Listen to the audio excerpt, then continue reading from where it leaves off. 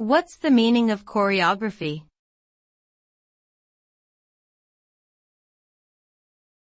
Choreography.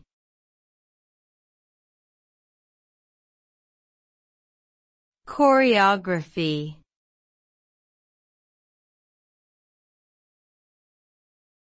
Choreography.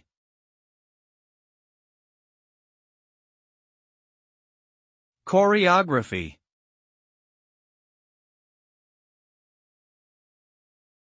Choreography refers to the art of designing and arranging dance movements in a creative and meaningful way.